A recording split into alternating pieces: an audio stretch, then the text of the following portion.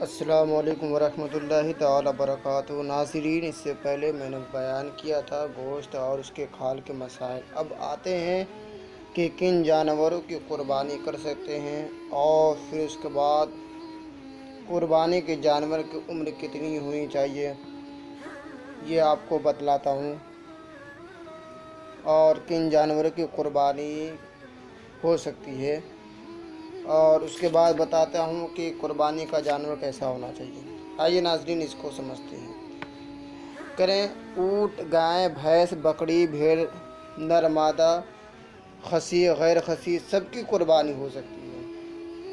وحشی جانور جیسے ہرن، نیل گائے، بارسنگا وغیرہ کی قربانی نہیں ہو سکتی۔ پھر دمبا بھیڑ ہی میں داخل ہے۔ دمبا کیا ہے؟ بھیڑ میں ہی داخل ہے، اس کی بھی کیا ہے؟ قربانی ہو سکتی ہے۔ کہتے ہیں اونٹ، اب جو ہے قربانی کے جانور کی جو بڑے ہوئے ہیں ان کی عمر کتنی ہونی چاہیے؟ کہ اونٹ 5 سال، اونٹ جو ہے 5 سال، گائے بھینس 2 سال، ٹھیک ہے۔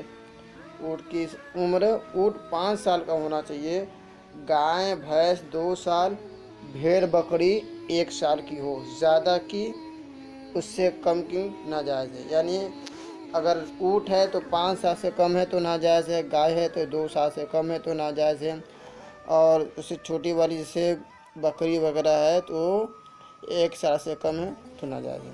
ہاں، اگر دمبا یا بھیڑ کا 6 ماہ بچہ اتنا بڑا ہو کہ دور سے دیکھنے میں سال بھر معلوم ہوتا ہو تو اس کی قربانی جائز ہے۔ اب کہتے ہیں قربانی کے جانوروں کی عمر۔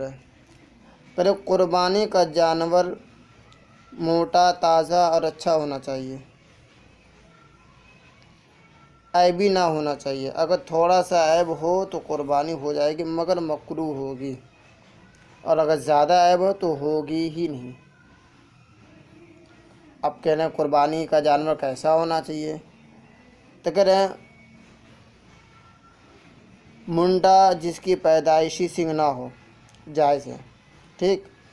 البتہ اگر سنگ تھے اور ٹوٹ گئے، اور مینگ یعنی گدا تک، یعنی بالکل جہاں سے سنگ کا ابھرنا شروع ہوتا ہے گدا اس کو کہتے ہیں، تک ٹوٹ گئے تو جائز نہیں، یعنی ایک دم بالکل آخری حصہ تک بھی ٹوٹ گئی سنگ تو اب جائز نہیں۔ اس سے کم ٹوٹا ہے تو جائز ہے۔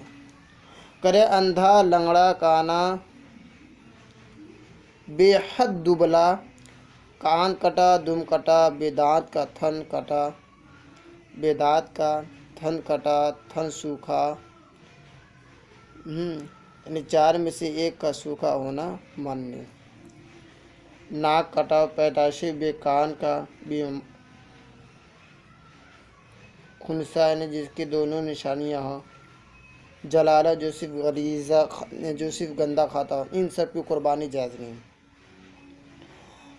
بیماری اگر خفیف ہے یعنی ہلکا ہے، اور لنگڑا پن ہلکا ہے کہ چل پھر کر جو ہے قربانی گاہ تک جا سکتا ہے، یا کان، ناک، دم 1/3 سے زیادہ نہیں کٹے تو جائز ہے، ٹھیک ہے۔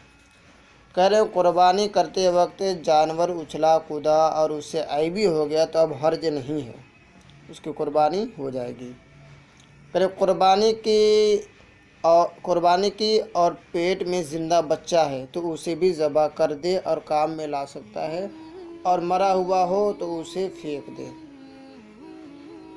کریں خریدنے کے بعد قربانی سے پہلے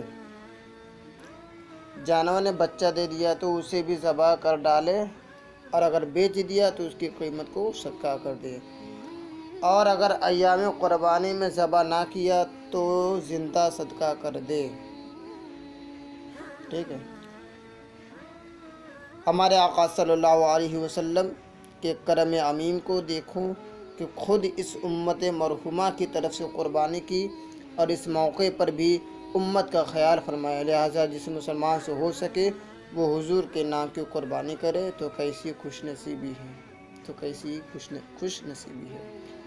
ذات یہ آج کا بیان تھا، انشاءاللہ پھر جو ہے اب آخری بحث ہے عقیقہ کا بیان، اس کو بیان کروں گا۔